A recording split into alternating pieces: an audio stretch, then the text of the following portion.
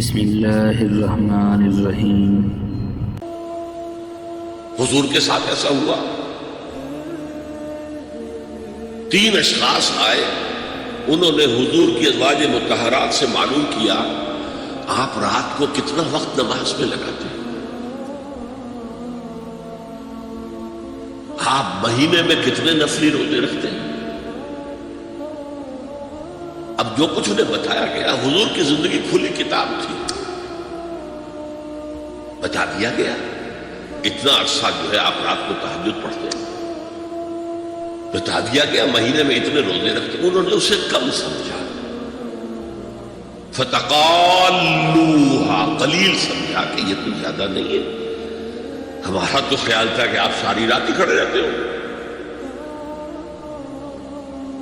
لیکن اپنے دل کو مطمئن کرنے کے لیے کہ حضور کی کہیں توہین بھی نہ ہو جائے، کہا جی انہیں تو ضرورت نہیں ہے، وہ تو معصوم ہی ہے، ان کی خطائیں اول تو ہوتی نہیں، اگر کوئی ہے بھی تو اللہ نے کہہ دیا قد غفر اللہ لک ذنبک ما تقدم منہا وما تاخر، اللہ نے تو معاف کر دی اگلے پچھلے سارے گناہ، میرے لیے یہ کافی نہیں ہے۔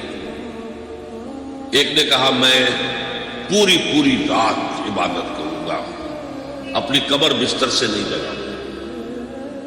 دوسرے نے کہا کہ میں ہمیشہ ہر روز روزہ رکھوں گا، کبھی افطار نہیں کروں گا۔ تیسرے نے کہا میں کوئی شادی بیاہ نہیں کروں گا، یہ کھکیڑ میں نہیں پڑھوں گا۔ حضور کو خبر ہو گئی آپ نے طلب فرمایا، اور غصے کے انداز میں وہ الفاظ کہے کہ جو حضور سے بالکل متوقع نہیں۔ واللہ انی لاتقاکم واخشاکم، خدا کی قسم میں تم سب سے زیادہ متقی ہوں اور سب سے زیادہ اللہ سے ڈرنے والا ہوں، لیکن میرا طریق یہ ہے کہ میں رات کو سوتا بھی ہوں اور نماز بھی پڑھتا ہوں، میں روزہ رکھتا بھی ہوں، نافع بھی کرتا ہوں، میں نے شادیاں کی ہیں، متعدد ازواج میرے گھروں میں ہیں۔ فمن رغب عن سنتی فلیس منی، جو بھی میری سنت سے ہٹا وہ مجھ میں سے نہیں ہے، میرا امت ہی نہیں ہے۔ تو نیکی کا جذبہ بھی حد اعتدال سے تجاوز کر کے بدی کو جنم دے سکتا ہے۔ ایک صحابی، نوجوان صحابہ میں سے عبداللہ بن عمرو بن العاص، عجیب یہ بات ہے کہ باپ جو ہے بہت بڑا سیاستدان، بہت بڑا جری سپہ سالار، بہت بڑا حکمران، حضرت عمرو بن العاص، بیٹا نہایت زاہد و عابد، مرتاس، زاہد مرتاس، ساری رات کھڑے ہیں، بستر سے کمر ہی نہیں لگائی، ہر روز روزے سے۔ یہ خبر دی گئی حضور کو تو آپ نے طلب فرمایا یا عبداللہ اولم اخبر انک تقوم اللیل وتصوم النہار، اے عبداللہ مجھے یہ خبر نہیں دی گئی ہے، یعنی یہ بات جو ہے صحیح ہے کہ نہیں کہ تم ساری رات عبادت کرتے ہو، ہر روز روزہ رکھتے ہو؟ کیا کہہ سکتے تھے؟ بلا یا رسول اللہ، حضور ایسا تو ہے۔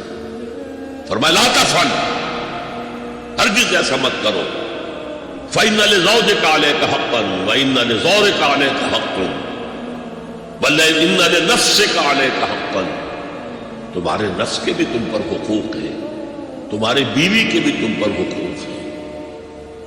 ان کی زوجہ سے کسی نے پوچھا تھا تم ہمیشہ میلی کچیلی رہتی ہو، کبھی ہم نے تمہیں کسی اچھے لباس میں کوئی جسے سنگھار کہہ دیتے کہ یہ میں نے دیکھا؟ تو ان کا کہ مجھے کیا غرض ہے، تمہارے بھائی کو تو مجھ سے کوئی غرض ہے ہی نہیں، میں کس کے لیے بناؤ سنگھار کروں؟ یہ بھی الفاظ آتے ہیں۔ فرمایا ہرگز مت کرو، میں تو کرتا ہوں، میں روزے بھی رکھتا ہوں لیکن نہیں بھی رکھتا، میں نماز پڑھتا ہوں لیکن سوتا بھی، میری بیویاں ہیں متعدد، تو میری سنت اگر تم نے چھوڑ دی تو تمہارا مجھ سے کوئی تعلق نہیں ہوگا۔ اس کا مطلب کیا ہوا؟ تو سبب نیکی کا ایک ماڈل بھی سامنے رہنا چاہیے جس میں توازن ہو، اعتدال۔ انبیاء وہ توازن پیش کرتے ہیں اپنے کردار اور شخصیت کے ذریعے سے. وہ جو فرمایا گیا لقد کان لکم فی رسول اللہ اسوۃ حسنہ، تمہارے لیے اللہ کے رسول کی شخصیت میں ایک اچھا نمونہ ہے. یہ نمونہ معتدل ہے، متوازن ہے. حضرت عائشہ فرماتی ہے حضور ہمارے مابین تشریف فرما ہوتے تھے، پیار اور محبت کی باتیں بھی ہوتی تھیں. حضور ہمارے ہاں کے جو ذرا زیادہ دیندار، جنہیں زیادہ مسالہ لگ جاتا ہے، وہ کرخت مزاج کے گھروں میں بھی معلوم ہوا داخل کیا ہوا قیامت آ گئی ہے. تو اس طرح کا نہیں تھا معاملہ. اپنی بیویوں کی دل جوئی، ان سے محبت اور پیار کی بات ہے.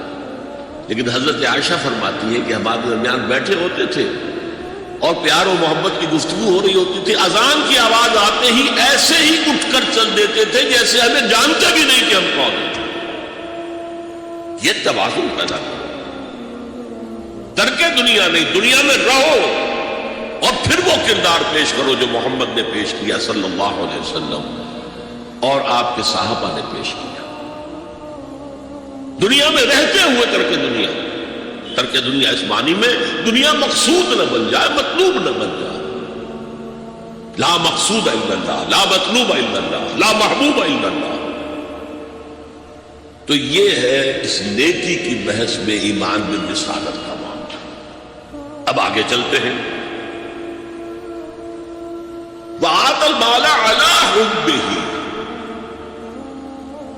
اور دیتا ہے وہ اپنا مال، یا دیا اس نے اپنا مال اس مال کی محبت کے باوجود، علی الرغم. جن حضرات نے ترجمہ کیا ہے کہ اللہ کی محبت کی وجہ سے یا اللہ کی محبت میں وہ مال دیتے ہیں، یہ غلط ہے. جو بحث ہو چکی ہے، موٹیویشن تو ان کی درست ہو گئی، ایمان باللہ، ایمان بالآخرہ سے. اب آگے اس کے تکرار کی ضرورت نہیں ہے. اور عربی میں کسی کی محبت میں کوئی شے آئے تو فی یا لام آئے گا. علی آتا ہے مخالفت کے لیے، علی الرغم. مال محبوب ہے، کس کو نہیں؟ زین للناس حب الشہوات من النساء والبنین والقناطر المقنطرة من الذهب والفضة والخیل المسومة والانعام والحرث. انسان کی سرشت کو اللہ سے زیادہ جاننے والا کون ہے؟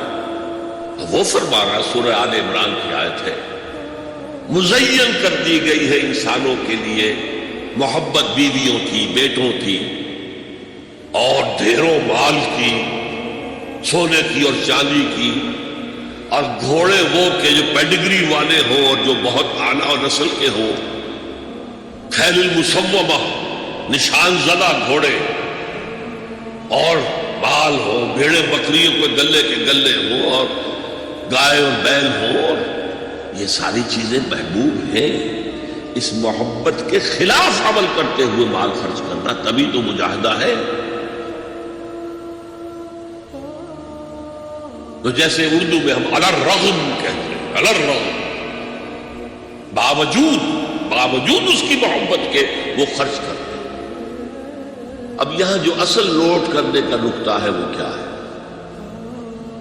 دیکھیے، اسلام کا جو نظام ہے دنیاوی، اس میں ایمان کے بعد پہلی شے نماز ہے.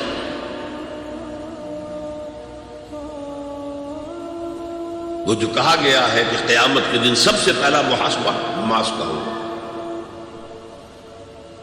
اور جب ہماری مسجدوں کے اندر لکھے ہوتے تھے فارسی کے اشعار، روز محشر کے جاں گداز بود اولی پرسش نماز